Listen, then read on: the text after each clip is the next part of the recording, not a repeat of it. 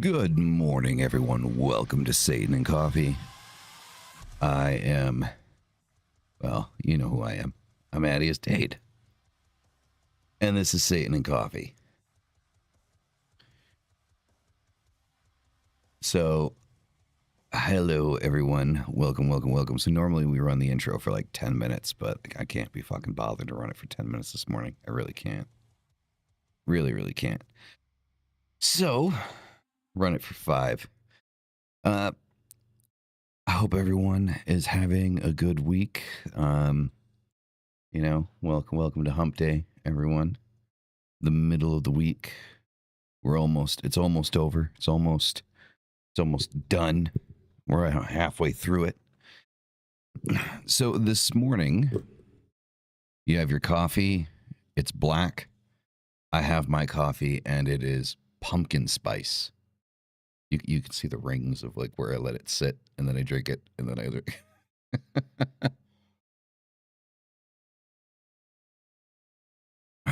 And you know, and pumpkin spice coffee has to be in a pumpkin mug. So, waiting for a decent Nightmare Before Christmas mug to come around. I used to have a black one that I loved that was like Jack's face made out of Jack's faces. Yeah, that broke a very long time ago. But I'm sitting here with my blanket because wife likes to have the house feeling like the Arctic at 6 o'clock in the fucking morning. So I'm down here freezing my ass off because the air conditioning is on. But it is okay. So I was going to do a part 2 to last week's show, right? So we were talking about last week kind of like personal power and stuff like that. And in personal power, we're talking about kind of like theism and being theistic and stuff like that. And that was kind of like the second part. And I said, instead of doing like a part 2, let's do an entire episode dedicated to the function of theistic magic, right? Or in this case, theistic black magic. Because as I repeated several times in that episode, I am a theist.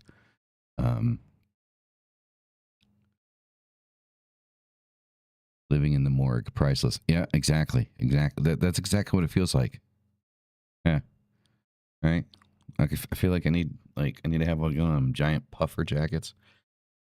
So you know, I'm not freezing. But it's okay. It's okay. It's not. It's not the end of the world. Anyway, so what we're going to be doing this morning, right?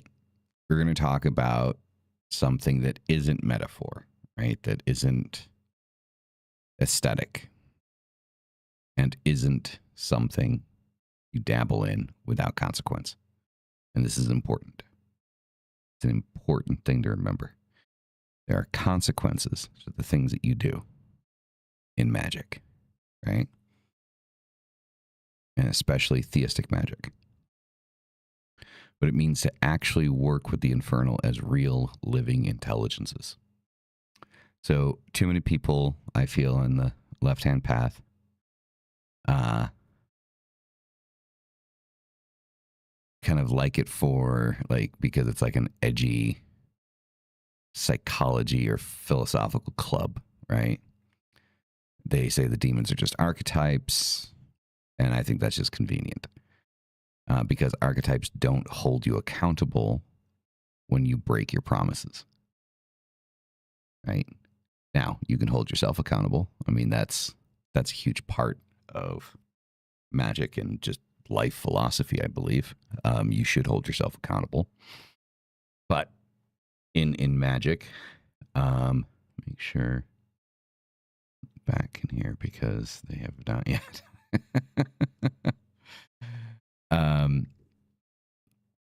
You know, so holding yourself accountable is extremely important. I think it's the first step before you have anything else hold you accountable. You need to hold yourself accountable. But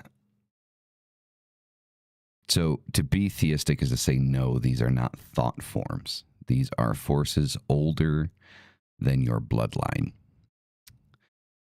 They will meet you as you meet them. So when I call Lucifer, Belial, Lilith, Leviathan, whomever, when I stand before Baphomet, I don't grovel. I stand as an equal, because equality is the only language that sovereignty understands.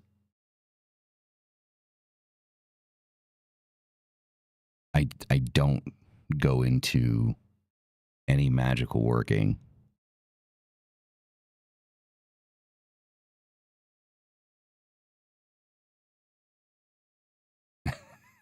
finally somebody to lighten the load of Christians telling me you go to hell for using any magic. Yeah, you're welcome. Welcome, fun boy. So I feel like this slightly ties into the whole familiar or like parental kind of concept that people put anything in, honestly. Like at this point, it's not just occultists. It's, I mean, I think it's particularly abhorrent for occultists to do it, but I think when, you know, people use the term, or when people originally use the term, like, you know, Father Lucifer, or even like Father God, or, you know, you got Mother Mary, or, you know, whatever. It's used more as a title than a position in your life, right? And I think that that's been kind of misconstrued along the way. How does that tie in? That ties in because of the whole grovel concept, the whole coming to the altar in equality. You cannot look at an entity and call that entity anything above you. We're not going to use the titles because apparently titles piss people off. But you cannot call that entity anything above you and then say you're equal.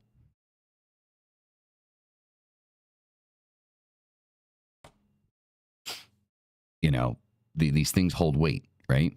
So if you start to say that something is above you, something, you know, hangs above you, you can't come to it as an equal because you're not. You're automatically going into this thing underneath it, right? Lower than.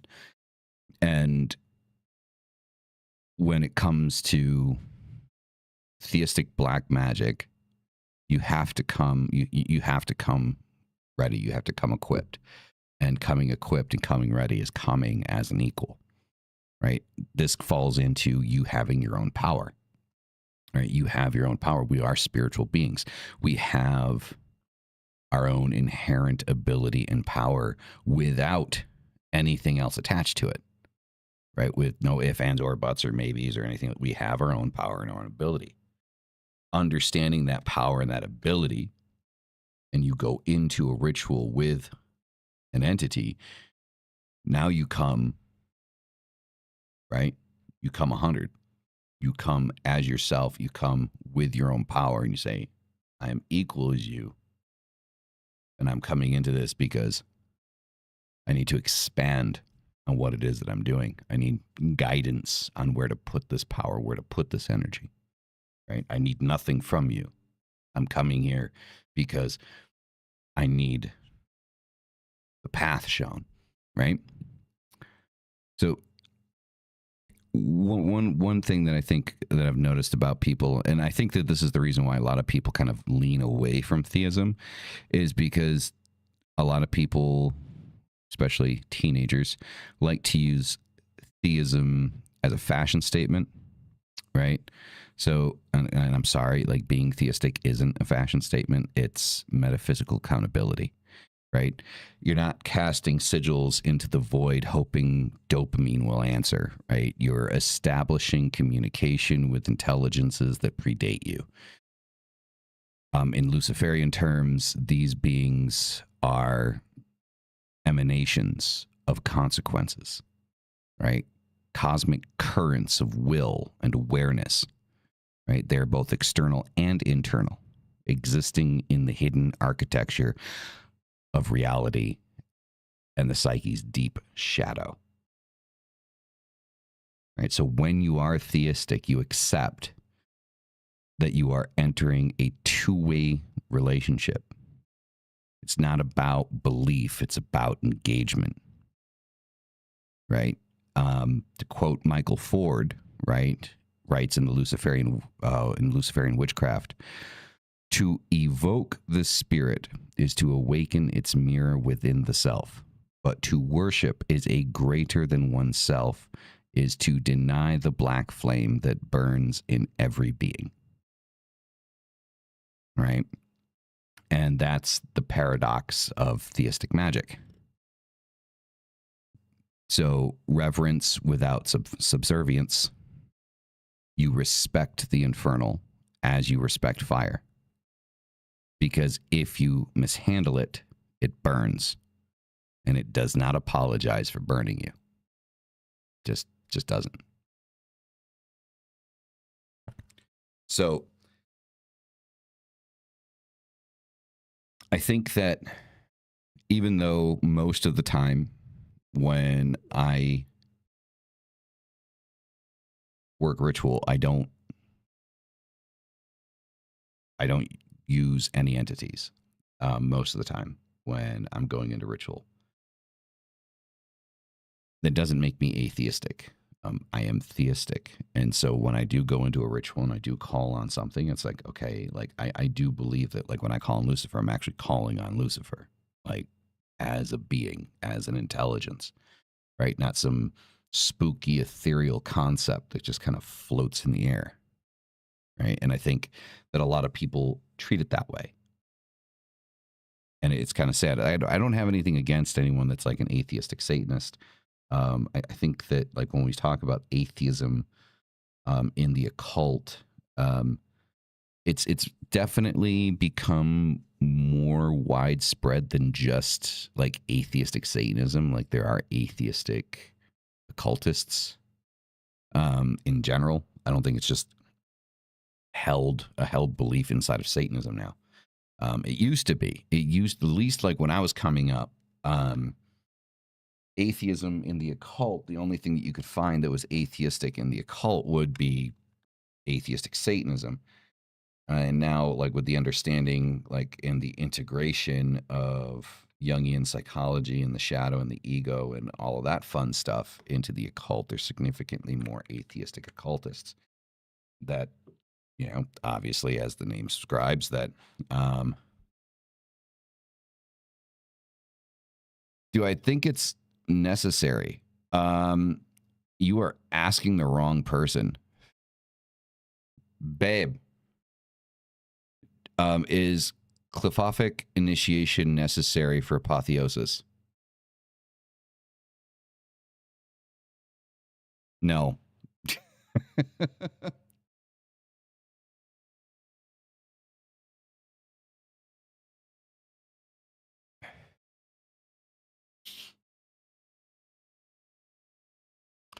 Holy Spirit, Jesus, and God in the same vein. I see them both as individuals, being, and equally as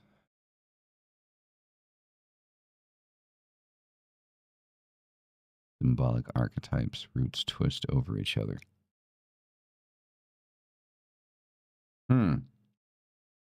Well, I mean, that would explain like the whole new Christian thing of Jesus is God.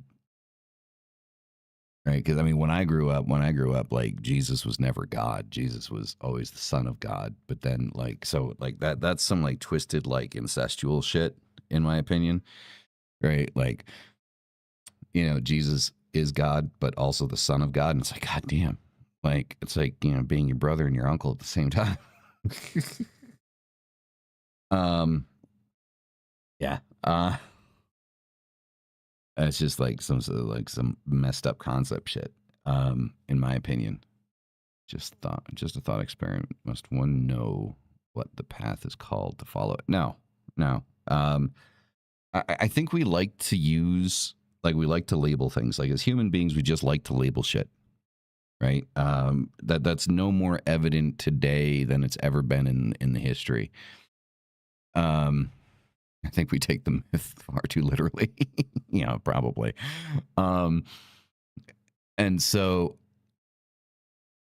I think that, like, because we as human beings like to label things, we like to know what it is that we're doing, so then we are able to explain it to other people, and then other people are able to provide their knowledge to us in terms of what it is that we're talking about, right? So we can have a differential, which is why we have, like, the whole concept of right-hand path and left-hand path, when in actuality, you live both right and left-hand path, right? There are moments in your life where you are dictated by the right-hand path, and moments in life where you're dictated by the left-hand path. I think the left-hand path is so important, so distinctive, because it is the understanding of calling yourself out on your bullshit, right? Like, that is, like, the big thing. Because a lot of people don't like to do that. And it's one thing as human beings we have a problem with. We have a difficulty accepting when we're wrong. We have a difficulty accepting when we need to work on something for ourselves. So the left-hand path gets so much limelight because it focuses on that. It's not to say that that doesn't exist in the right-hand path, but it's definitely more outspoken and more direct in the left-hand path. Because as I've always said, the left-hand path is a philosophy, right? Is an overlay that goes on top of other shit. So the reason why left-hand path gets so brought up all the time is because of that, because it is the one path that is wholly focused on your own accountability in your life, right? That's why I like Egypt. Those gods are seen as gods, but almost also embodied aspect of nature. Say I am them. In ritual, I become that. Helps to have less concrete views on beings. Fair enough. Fair enough. So to your question, Maeve, do you have to know the path to follow it, or what the path is called to follow it? You are on a path regardless of whether or not you know what the path is. At every stage of your life, you have been and always will be on a path. Whether you know what that path is called or not, you're on it. And so we begin to label and define things through those labels. And you must have the eyes and ears to see.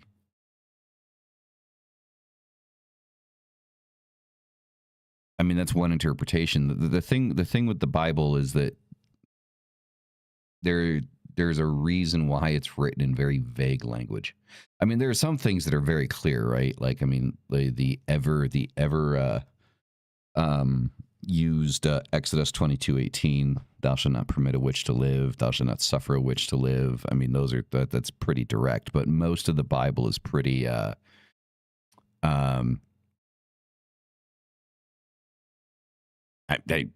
mean, regardless of the reason, like, you know, you're asking questions, you know,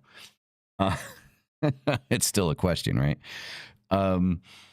So yeah, so the Bible has always been very, you know, George Carlin put it best: spooky language. Like, you see, this is why my wife took too long to come into the chat, because she was changing her profile picture. Am I right?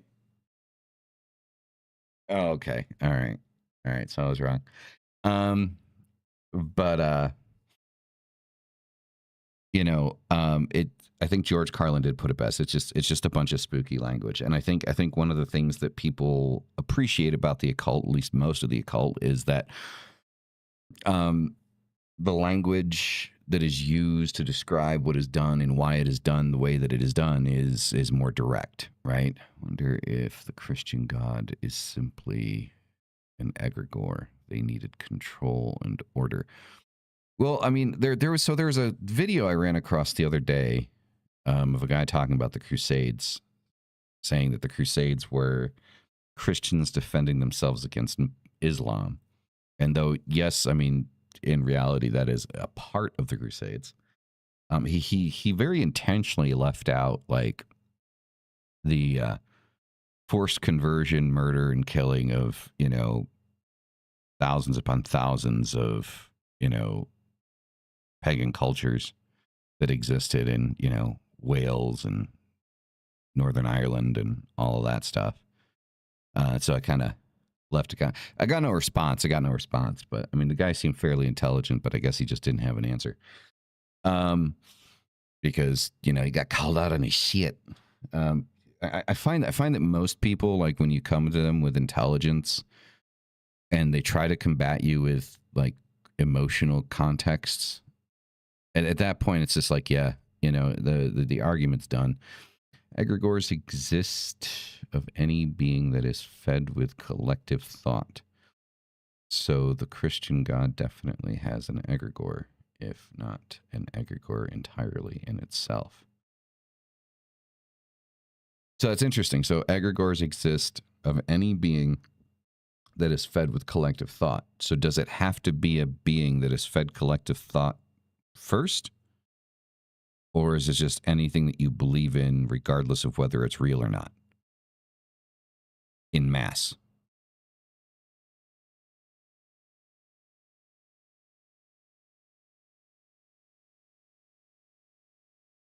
Okay. So basically, like, I always think it's funny when I think about egregores, because I just think of like this giant cloud in the sky that's like, the more people think about it, the bigger it gets. You know, it's kind of like the Stay Puft Marshmallow Man from Ghostbusters. I don't know if you guys have ever seen the 1984 Ghostbusters, but is that the 1984 one? Pretty sure that was the 1984 one. But, you know, the old school Ghostbusters, the giant Stay Puft fucking Marshmallow Man that, you know, just went through destroying New York City. That's how I imagine egregore. So now you're welcome. You now have that image in your head. So every time somebody mentions an egregore, you can now sit there and just think of a giant marshmallow man in a sailor's cap and a bandana. So the weed don't be hitting the same anymore. Get back to sleep faster, bro. Okay, cool. So to continue on, right? So the function of theistic magic is transformation through relationship. Through, and I don't like using the word relationship, but it's through communion. It's through working, right? Egregores become somewhat of a derogatory term, which I find interesting. Well, I mean, it becomes derogatory, especially like in theistic circles, because it's, again, we like to label shit, right? So an egregore is just something that a bunch of people create, whereas, you know, if you're working with the you know, the OG, the original shit, you know, people feel special, right? So egregore becomes kind of like, you know, used derogatorily in the sense of, you know, oh, well, you're just, you know, working with an egregore that doesn't exist, right? It's like what some people would say, like, is my work with Baphomet, right? A lot of people would turn around and say that I worship or revere an egregore, a thought form, a human thought form, because this is a bunch of people that are feeding energy to it. Do I see it that way? No, I don't see it that way. Poses the question, did God create humans or did humans create gods? Both. Like, I mean, is it the chicken before the egg type of question?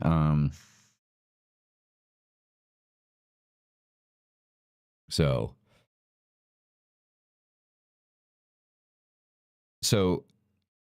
the chicken before the egg question is an interesting question, because you would need the chicken to lay the egg. The egg can't just come from nothing. I mean, you don't need just the chicken, you need the chicken and the rooster. So the egg doesn't come from nothing. So the logical answer there would be the chicken and the rooster came first to make the egg, to create more chickens. But then the question is where did the first chicken come from? And I guess that's the philosophical question to ask about human beings. Did we come first or did God come first? Right? If we came first, and we created God, then we're all wrong, and there's probably nothing after all of this. Which means the atheists would be right, and it's just just black, right? You're not going to care that you're dead because you're not even going to know that you're dead. And I think that that's a terrifying concept for most people to kind of try to digest, is the idea of that there's nothing after this. Because if we did come first, before God, before the gods, then that means if God is just an egregore, or if the gods, all of the gods, are nothing more than egregoric, beings, then they only have the power that we will them to have. And therefore, if we only will the gods to have the power that they have, then where does the limitation of that power exist? And then within the limitation of that power existing, does that give them the ability to create something beyond this realm of existence? In the sense of egregoric entities, I would say no. I would say no, that they do not have the ability to create something beyond what exists here. And with that being said, then that means when the thought and the belief of said God or whatever ceases to exist, so does said God or gods, and their power is nil. And therefore, there cannot be anything beyond this, because if your thought is what gives power to the God, when your thoughts end, so does the connection to that power and that ability of that God, ending its ability to do anything.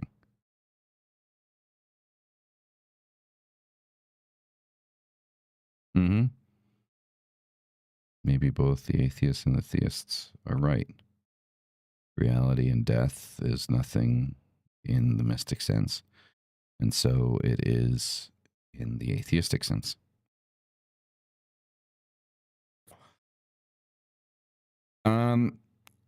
So if you look at the sense, like if you're going to say that humans are egregores, I mean, if you that would be true in the sense that if all perceived reality, if all reality is perception, it is the perception of the individual, and meaning that all human beings that exist within your reality are egregoric to what you create.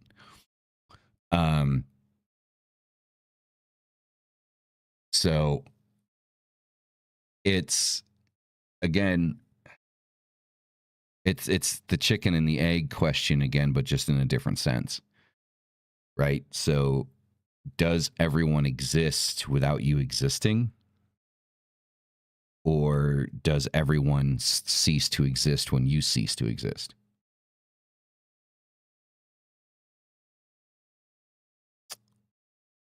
That's a tough question.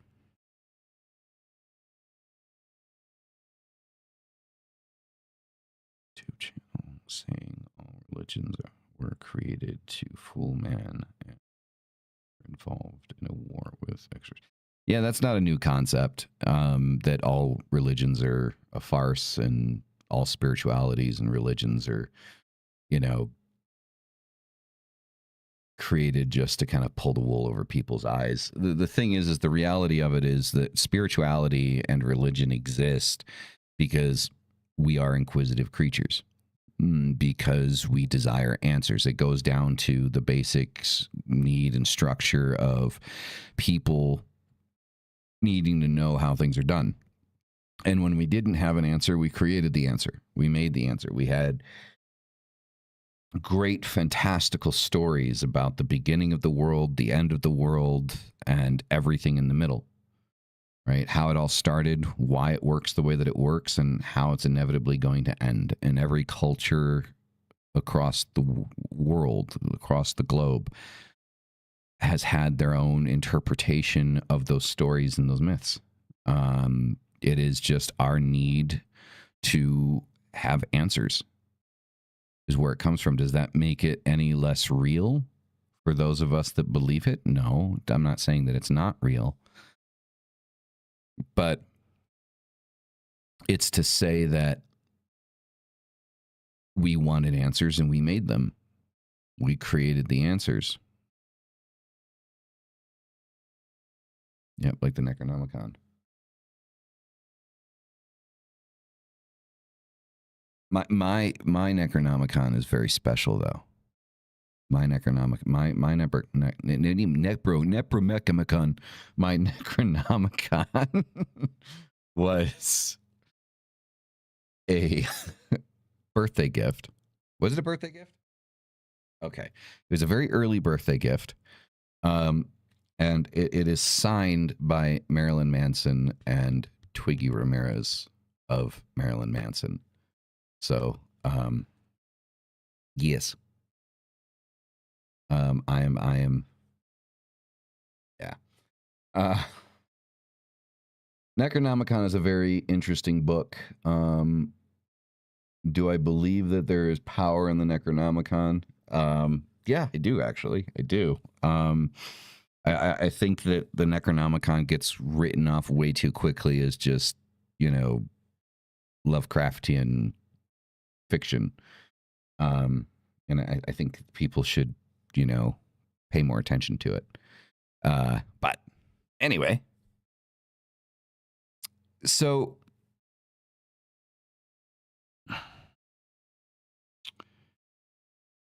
again, so the function, right, of theistic magic, right? We talked about the kind of transformation through relationship. I prefer to use the kind of like transformation through communion, through the working values. Theistic magic serves three core functions: communion, manifestation, and initiation. Communion is contact, learning from the infernal. Manifestation is bringing their current into form through action. Initiation is becoming something new through that contact. So those are the three core functions of theistic magic. So these aren't prayer sessions, okay? When you call a being like Belial and ask for grounding or mastery, he's going to wreck your comfort zone. He'll strip illusion, sabotage weakness, destroy dependencies, and it's not cruelty. Okay? That's function. Lucifer is the light bringer, exposes lies you've told yourself. Lilith breaks the chains of self-denial. Asmodeus tests your discipline under desire. Leviathan teaches emotional depth through pressure. Every theistic act serves as a mirror and a hammer. If you call these forces, they will test your resolve. That is their magical function. Your function is to stand your ground and rise equal. Right? And this is the important part. When you understand your own magic, and I've always thought that this is a very important balance to maintain in any type of magic, especially theistic magic, is first understand your own power and your own ability. Understand that exists. And we talked about that, right, on Sunday, I believe it was. All of us are capable of the same power. I know I have power. I know I have ability. I believe in my ability when I perform magic. From that belief, from that understanding, I can go into a ritual as a theist with an entity, with an intelligence, and stand on par with that intelligence. Right? I'm on par with that intelligence. I'm not meeting halfway. I'm not going in as a subservient. I'm not going in, right, like those that went into the the temple of Apollo and falling down on my knees and begging for something. I don't do that, right? I go in and I'm like, this is where I'm at. What else do I need to know? What else do I need to do? What am I missing? And how can I take this further? And then sometimes through that act, through that movement, you can go in and be like, okay, so is there something here, right, that you can add to? Would you be willing to add to this? You can ask that question. You can ask, you can request, hey, can you help? Can you provide me with a little bit more here? I've seen death since I was young. It is not something to fear, so I do lean toward the spooky side. But I celebrate the beauty in it. Well, I mean, there's nothing wrong with celebrating or like believing in like kind of like the spooky side of death, like the, you know, the afterlife and stuff like that. I mean, I believe that there's something after this.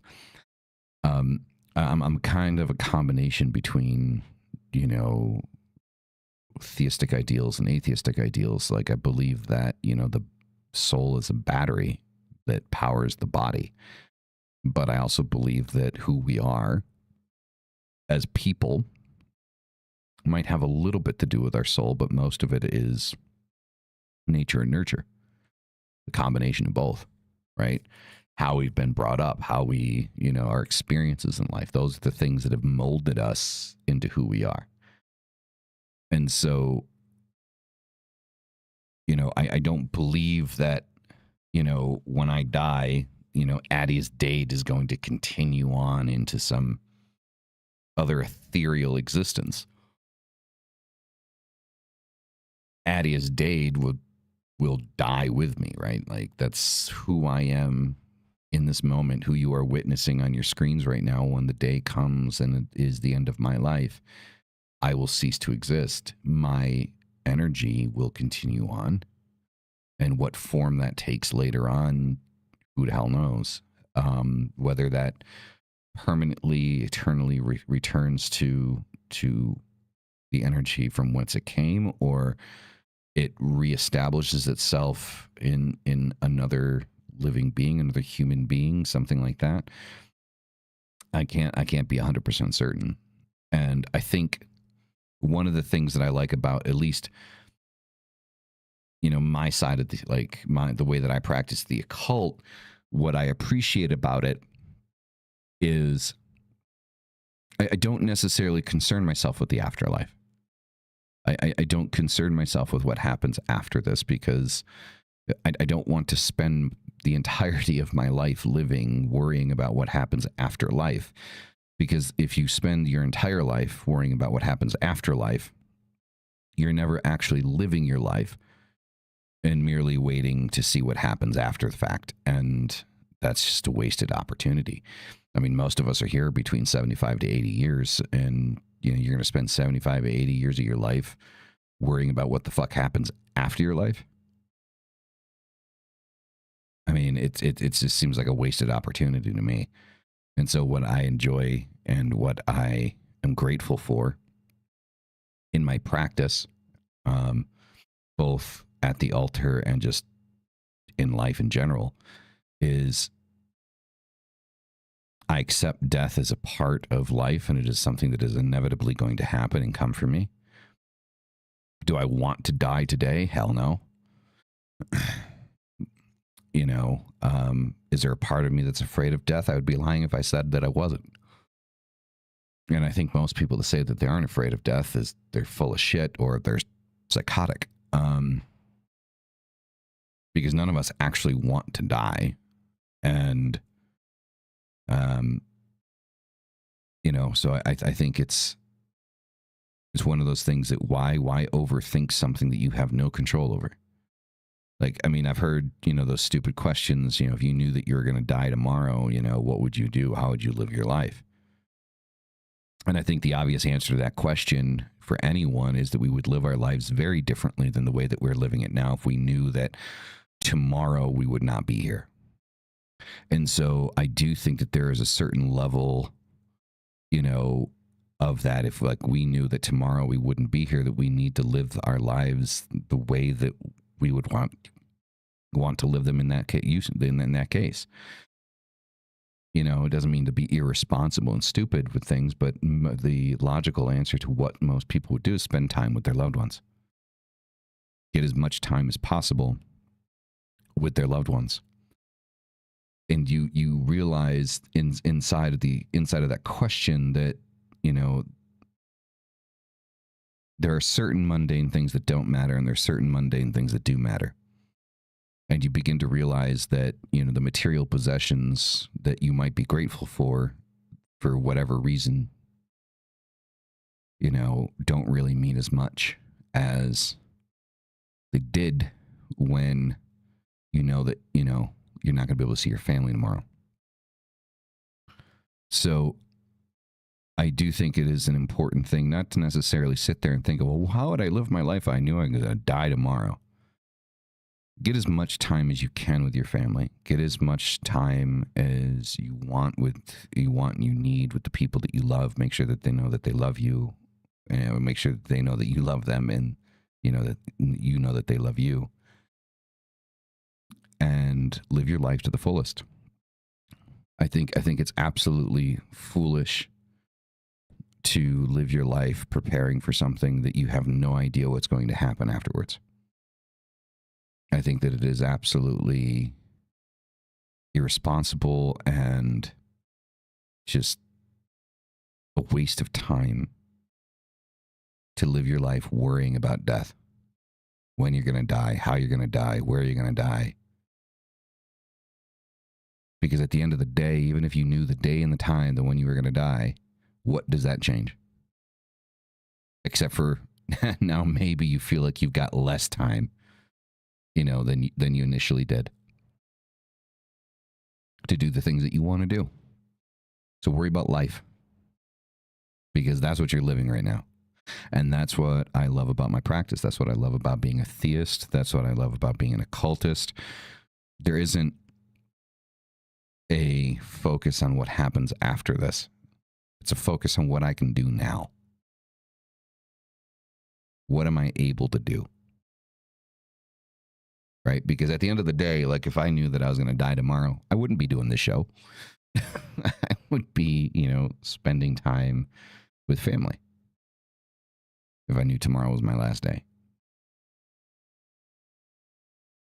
So we're able to do great things because we don't know when we're going to die. And the beautiful thing about life is the fact that it is finite.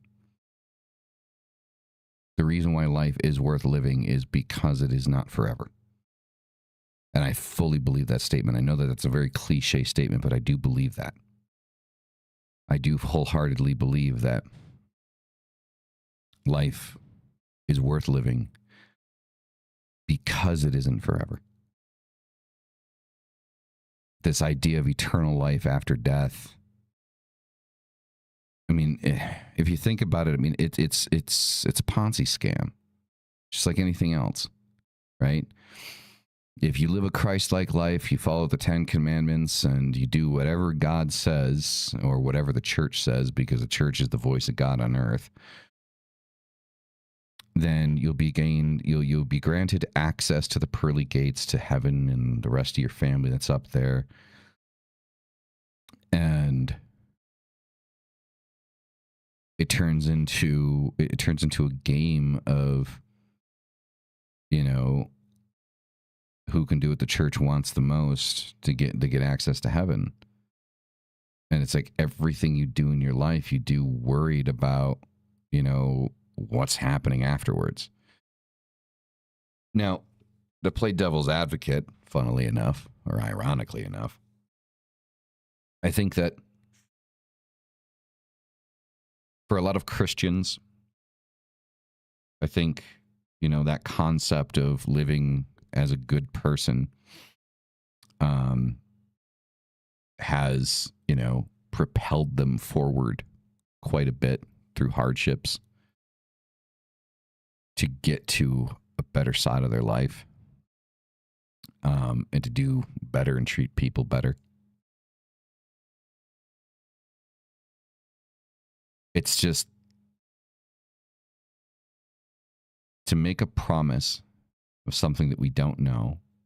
I think the worst thing that you can do to somebody is give them false hope.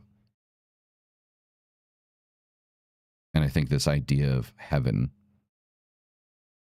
and everything you do in your life being solely for that goal is very disingenuous, because then you have to ask yourself, okay, is the Christian being a good person because it's the right thing to do, or are they being a good person because they think they're going to get something out of it? Right? Like, so is there a mask that this person is wearing because they want to get something at the end? You know, because at the end of the day, I mean, that's how people operate, right? That's how we work, right? We go to our jobs every day, not because we want to go to our fucking jobs every day, but we go to our jobs every day because we want a paycheck at the end of the week.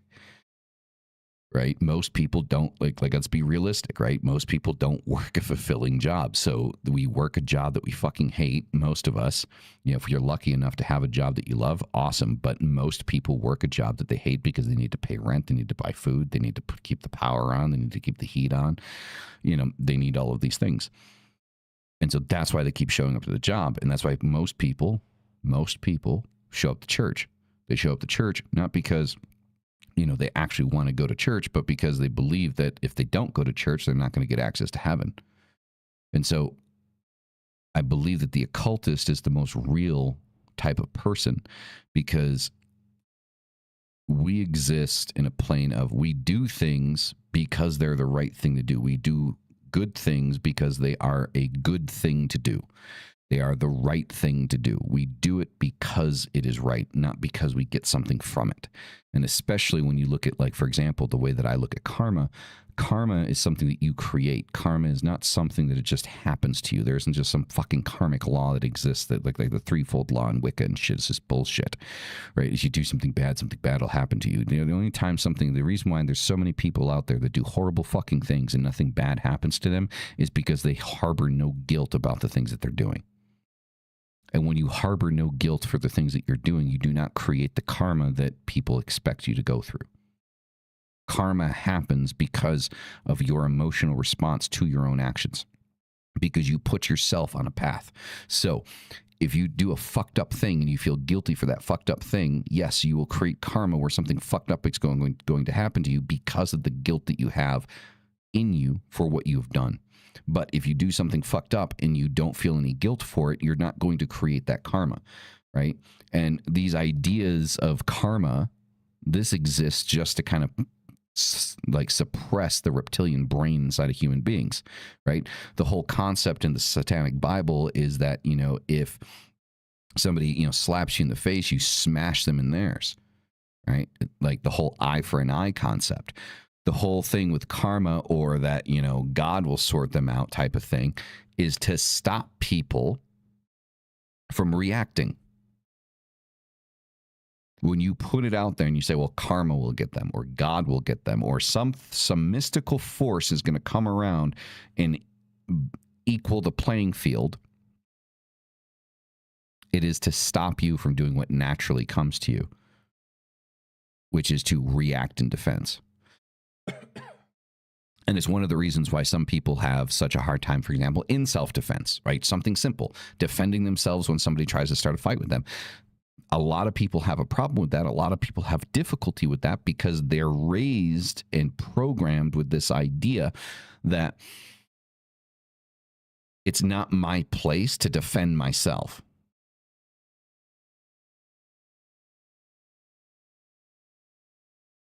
Yes, there are laws and there are legal actions and things that can happen to people in certain situations and circumstances, and I do believe that we should all follow the laws of where we live and, you know, live at peace with society. But there are always going to inevitably be those extreme situations or those moments where one is going to only be able to rely on oneself, and I wish for everyone to be able to do that. Right? Being good because they fear what would happen if they did not does not mean that they are good, because Exactly. They're trying to check a box. It's not living it fully. It's you know, did I do this today? Did I do my Christian duty? Am I a good Christian person? You know, you I've heard people say that a lot, right? It's like, as a Christian, you know, it's like, oh, fuck off. How about as a human?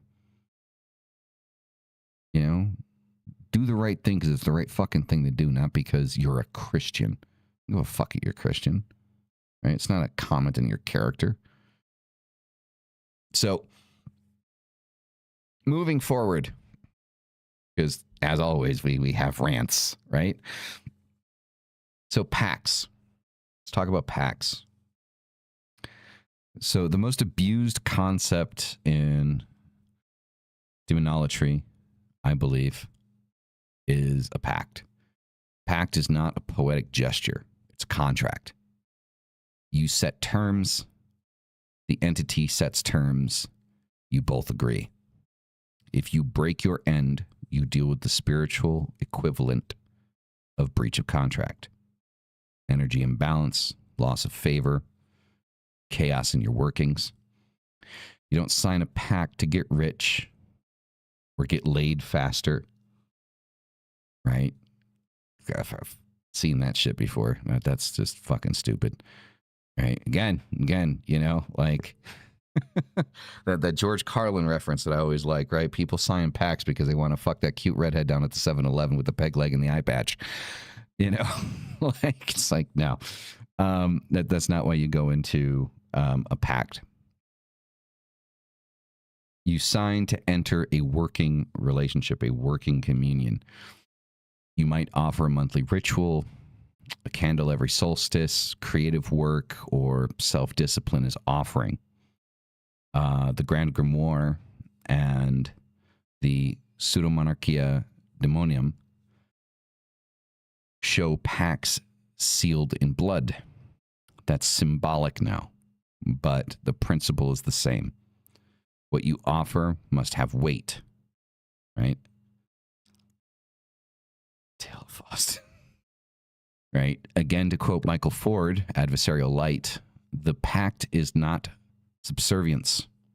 It is acknowledgement of shared interest between two sovereign powers. That's key. You're not praying. You're not negotiating. So when I say take your pact seriously, I mean, right, if you promise Belial a year of sobriety in exchange for grounding, don't show up drunk and cry when your foundations collapse. Okay? The infernal are teachers, not enablers. Allow people to treat you however your karma will be. Experience people walking all over you. Yeah, I mean, it's to say that we create our own karma, right? You know, and it's funny, like, how I've come to that conclusion. Like, and I'm going to be completely honest. Like, I don't want, like, I'm not the type of person to sit here and throw out, like, you know, like mystic revelations and shit like that and, like, claim it to be my own, right? So what morphed my concept of karma was the Matrix, of all fucking things. So I don't know if any of you have actually seen The Matrix. It's an older movie now at this point, right? It's like, I can't believe, like, the person's like 26 years old now. Shit, the first Matrix movie is as old as my wife. But I can't remember which one it was, but Neo got stuck in the train station, and then there was this family in the train station. And I remember when the family was leaving and Neo had to stay in the station because the conductor didn't want to take Neo. Right? He went on that whole spiel as, this is my karma. I make my own karma. Right? Like, and went through the whole explanation of what karma is. And it made sense. It made sense. And the thing is what made the most sense about that entire scene was the importance of words. and what makes a word important. The connection to that word. Love is just a word. It's the connection that love has that gives it power. The same thing with karma. Karma is just a word. It's the connection that word has. Power, ritual, all of these things are just words. The power that those words have is what they're connected to. What are they connected to?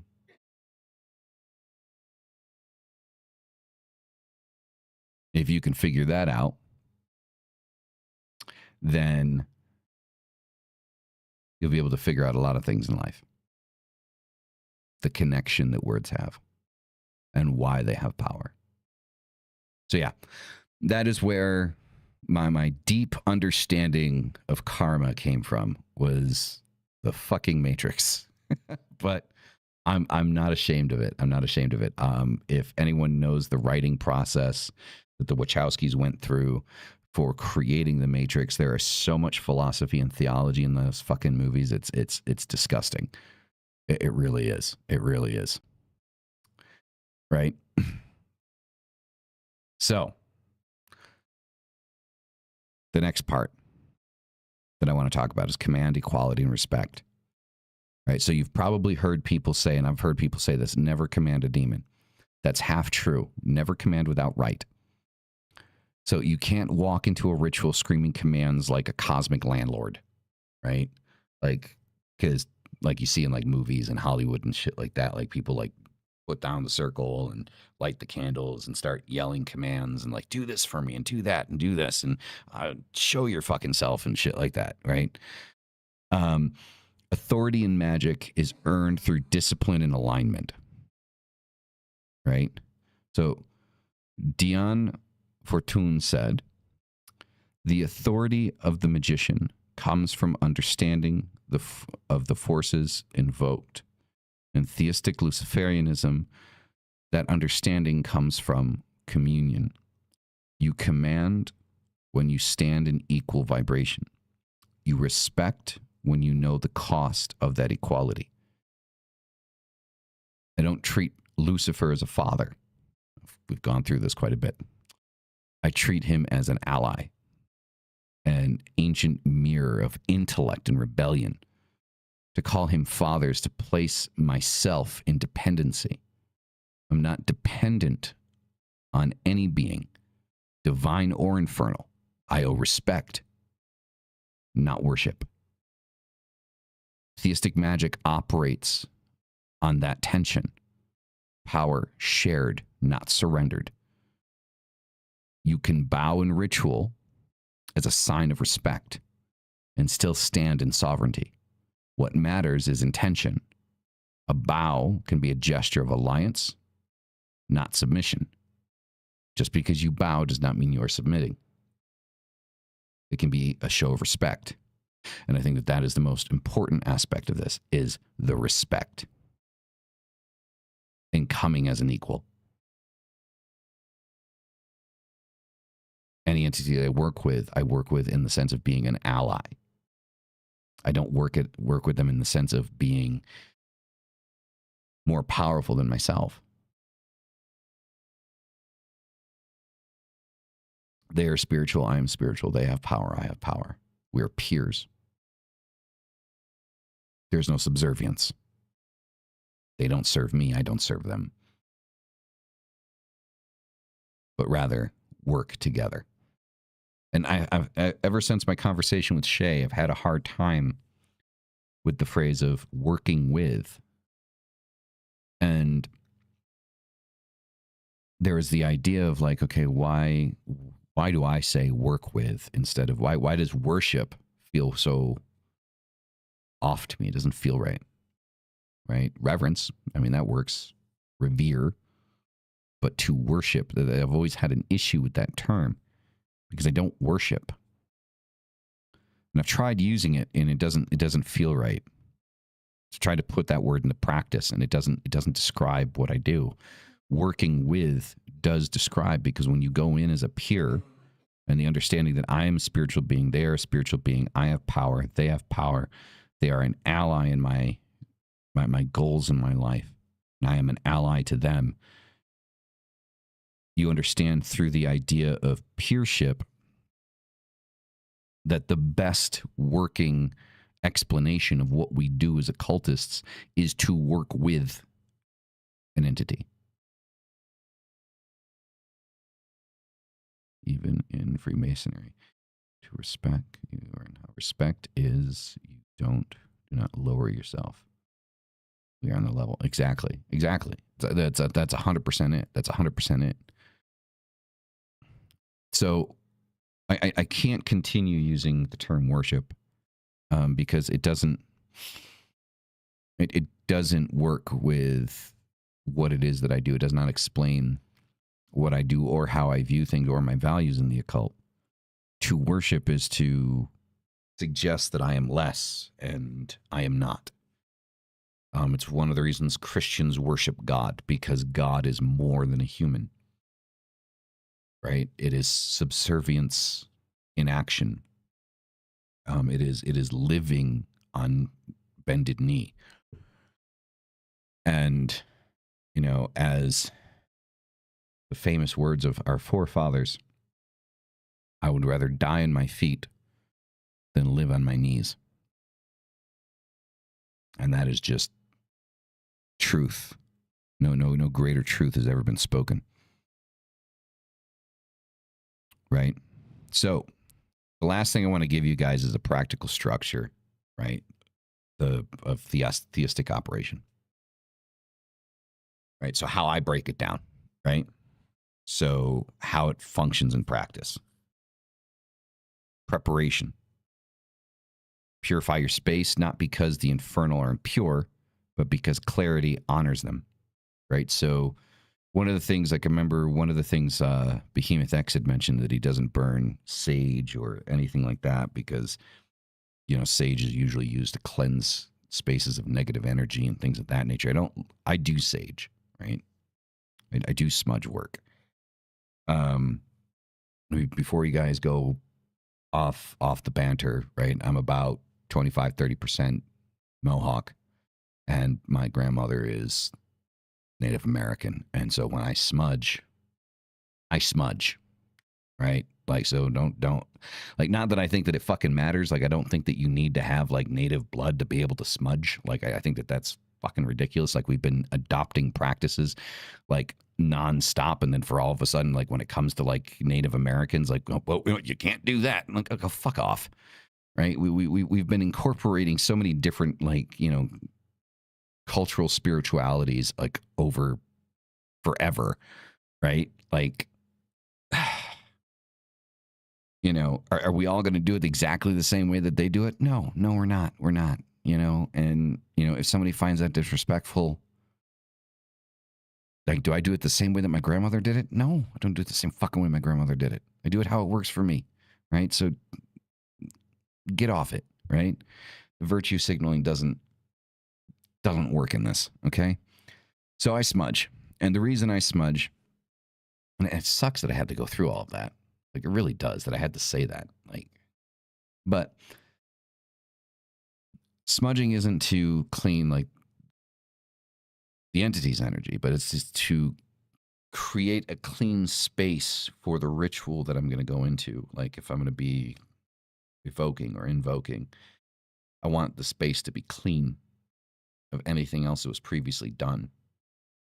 So it's not, and it's not to say that I don't want that energy there, but if I do a ritual with payment and then I want to do a ritual with Samael, right? I want to do a reset so Samael feels respected and invited instead of competing with Hyman's energy, right? So that's the idea. So purify your space, not because the infernal is impure, but because clarity honors them. Prepare offerings, sigils, tools, like anything you're going to use. Prep the shit. Have it ready. There's nothing worse than trying to go into trance and trying to get your stuff ready, you know, trying to get yourself into a ritual, and then you're just like, oh shit, I forgot this. Oh, I forgot that. Get the stuff ready beforehand. Invocations, speak their in or name with focus. Use their seal or image to anchor connection.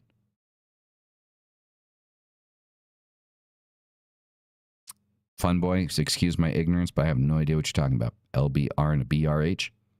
All right, that sounds like that should be in like a song. Like it just makes me think of like crisscross or like what's the name? What's the thing? LBRP. Still have no idea what you're talking about. I'm sorry, man. Okay. Statement of intent, clear, precise binding. You're establishing what you want, what you offer, and what you expect. Right? So you need to make sure that, right, everything that you're laying out is laid out clearly. Ah, okay. See, I don't do abbreviations very well. Yes, very similar. Yes, very similar. Right? So clear, precise binding. You're establishing what you want, what you're offering, and what you expect in return.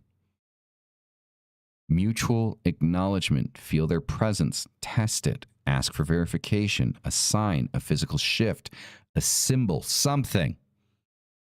Ask for something to verify presence. Right? Then mutual acknowledgement. Right? I want this. I will give you this.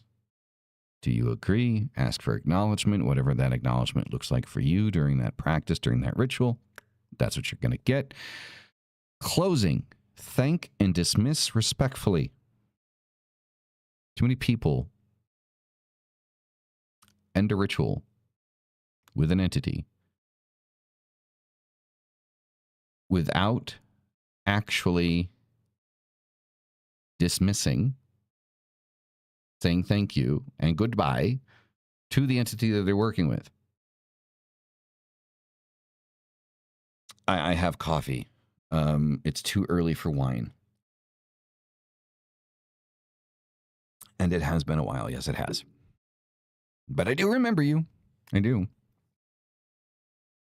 So,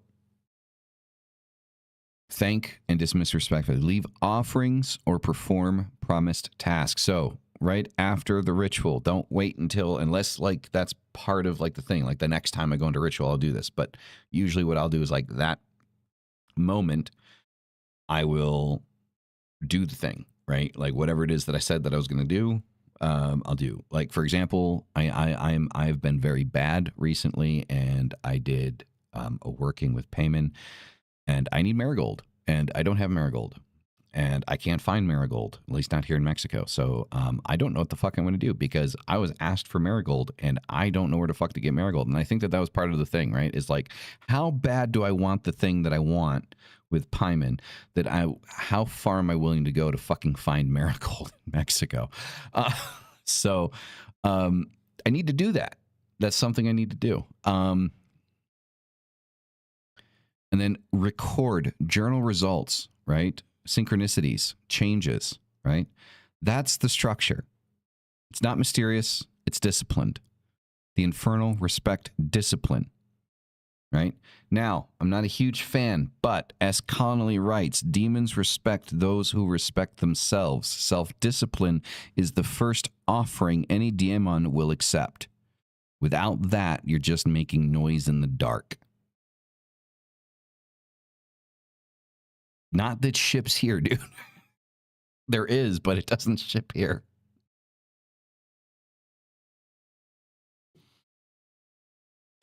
So that is the practical structure of the theistic operation, of how I do things when I go into ritual theistically with an entity.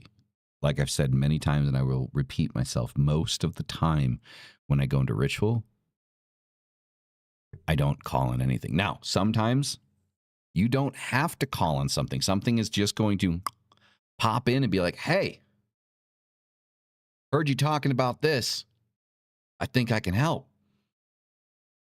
And that happens. And there's two ways you can go about that. right? So you can go into it and you can say, oh, well, thank you for making yourself known. Thank you for being here. What are you offering?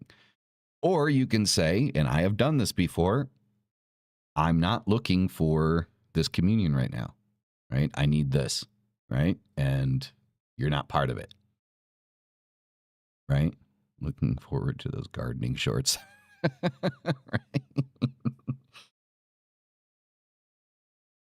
My best to ask what the entity would like from options I can do.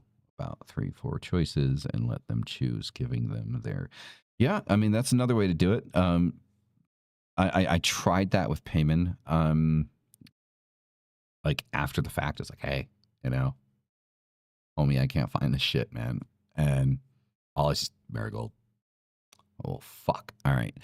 So it's kind of just like, stuck on that. Hey, fun boy. No, it's always my pleasure. I mean, there's a couple of more points on here that I just don't have the time to get into. There's the living the pack section. There's ethics, consequences, and sanity. I haven't had an invocation for you guys, but I think I can throw that into the post section. I got to get ready for work. So I thank you guys for being here. You guys are fucking amazing. I do hope that you found this episode educational enough to, like, I hope it gave you something, because I know that I don't really do a lot of stuff like this, like that's very practical. Like I do more philosophical, and we had our share of that on this episode, but I do more kind of philosophy based stuff. So I do hope that there was something in here that like is, solid for you guys, that helps out. So thank you again. I'll see you guys on Friday. Oh, another thing, Friday. There's 2 episodes of Satan and Coffee happening on Friday. There's the normal morning episode that is happening at 6:30 in the morning. And then around 6 p.m. Mountain Standard Time, there is a second episode where I'm going to have D.H. Thorn on the show. And it is going to be an extended episode, guys. Like, so be ready for that. So Friday night, we're probably going to have a 3-4 hour episode of Satan and Coffee with myself and D.H. Thorn. So guy's written a couple of books, very knowledgeable individual. I can't tell you specifically what the topic's going to be about because he wants to get into a lot of shit. And so that's why it's going to be a 3-4 hour episode. So have your drinks ready, have your snacks ready. Fucking Maeve, thank you very much for sticking with it and being a member. It's greatly appreciated. The support is appreciated. That all that stuff goes back into the channel. I don't know if you can notice the little lights. That's from you guys. Like it goes all the way through this. Provides a little bit of extra lighting. Now everybody's be like, oh fuck, he's buying fucking RGB lights. Like, oh yeah. So yeah, so Friday, 2 episodes of Satan and Coffee, normal morning episode, and then a special Friday night special with D.H. Thorn. So yeah, looking forward to that conversation. Anyway, everybody, thank you very much. You guys are fucking amazing, and as always,